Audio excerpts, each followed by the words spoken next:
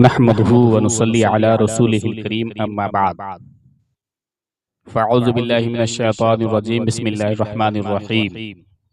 मोहतरम सामईन, आज मेरा टॉपिक है मुसलमानों का नेपाल से कदीम बहुत ही पुराना रिश्ता है और वह यहाँ सदियों से आबाद है। मुअज़्ज़ज़ सामईन, किसी शायर ने कहीं खूब कहा था कि मंजूर है गुजारिश अहवाले वाक़ई, अपना बयान हुस्न तबीयत नहीं मुझे, अपना बयान हुस्न तबीयत नहीं मुझे। मुल्क नेपाल का शुमार दुनिया के छोटे और गैर तरक्की याफ्ता ममालिक में होता है। कुछ दिन कबल तक ये मुल्क पूरी दुनिया में वाहिद हिंदू मुल्क की हैसियत से जाना जाता रहा है, लेकिन माओवादियों और तहरीर और हरीत पसंदों की एक तहवील तहरीक आज़ादी के बाद 28 मई 2008 ईस्वी को 601 रुकनी आईन साज असम्बली ने नेपाल को एक सेकुलर जमहूरी मुल्क की हैसियत से रखने पर इत्तेफाक कर लिया और इसके तमाम तर कवानीन दिगर जमहूरी ममालिक के कवानीन को मद्देनजर रखते हुए मुकम्मल जमहूरी रंगो रूप में ढाल दिए गए। इस तरह नेपाल की 239 साल शाही हुकूमत का खात्मा अमल में आया। मुल्क नेपाल कई एतबार से दिगर ममालिक से बहुत पीछे है।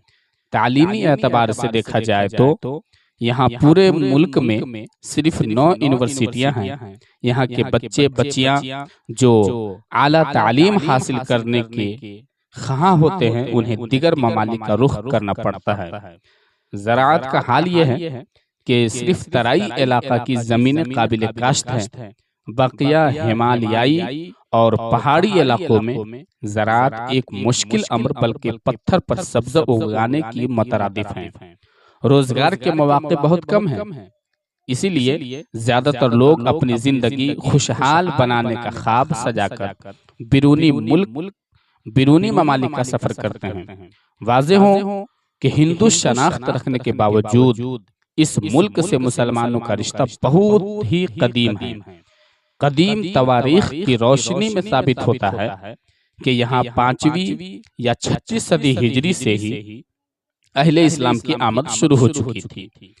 इसका सबसे बड़ा सबूत नेपाल के नवलपरास जिला में मौजूद मदरिया पहाड़ है, जहाँ हजरत सैयद बदिउद्दीन कुतुबुल मदार रहमतुल्लाहि तआला अलैहि ने 6ठी सदी हिजरी में ही उत्तर प्रदेश के सरहदी रास्ते से होकर सात माथा पहाड़ी इलाकों का दौरा फरमाया। यहाँ चिल्ला किए, यहाँ आज भी इनका चिल्लागाह मौजूद है। काठमांडू शहर में हजरत सैयद मिस्कीन शाह कश्मीरी रहमतुल्लाहि तआला अलैहि 727 हिजरी और हजरत सैयद गयासुद्दीन शाह कश्मीरी रहमतुल्लाह अलैहि के मजार हाय मुबारक भी इसका जीता जागता सबूत है। इसके अलावा जिला मुहतरी में 3 बुजुर्ग हजरत सैयद दाता रहम अली शाह, हजरत सैयद दाता गदा अली शाह, हजरत सैयद दाता बहार अली शाह रहमतुल्लाहि ताला अलैहिम अजमाइन के मज़ारात हैं, जिनके आसार बहुत कदीम हैं। इसके अलावा यहाँ ज्यादातर मुसलमान ताजिर की हैसियत से आए और यहीं के होकर रह गए। कुछ बादशाह इस्लाम ने हुकूमत करने के इरादे से भी यहाँ कदम जमाने की कोशिश की। मुर्खीन बताते हैं कि सुल्तान गयासुद्दीन तुगलक ने 1324 ईस्वी में तुरहुत पर हमला किया और वहां हुकूमत भी कायम की। इसी तरह सुल्तान शमसुद्दीन इलियास ने वादी काठमांडू पर 1349 ईस्वी में कब्जा करके अपनी मुख्तसर 7 दिन की हुकूमत कायम की। सुल्तान मोहम्मद तुगलक के अहद में काठमांडू पर पेशकदमी की गई। सुल्तान अलाउद्दीन मोहम्मद खलजी के नाम का सिक्का भी यहाँ चलाया गया और नेपाल उनके अहद में दिल्ली के मातहत रहा। लेकिन इन बादशाहों का ये इलाका सख्त सर्दी के सबब पसंद न आया और उन्होंने यहाँ से कूच का रास्ता इख्तियार किया।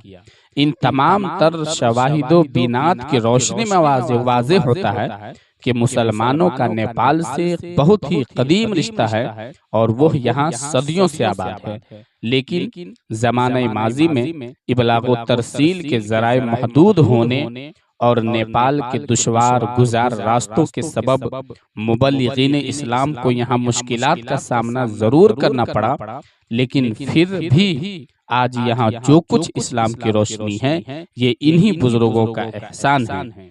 मैंने इजमाली तौर पर मुल्क नेपाल में मुसलमानों की आमद पर रोशनी डालना मुनासिब समझा, ताकि ये सोचकर हम एहसास कमतरी का शिकार न हो कि एक साबिक हिंदू मुल्क से मुसलमानों का क्या ताल्लुक है, क्या ताल्लुक रहा। अब मैं अपनी असल मौजू पर आता हूँ। अगला वीडियो के लिए आप हजरात मुंतज़िर है। खुदा हाफिज। अस्सलामु अलैकुम व रहमतुल्लाहि तआला बरकातहू।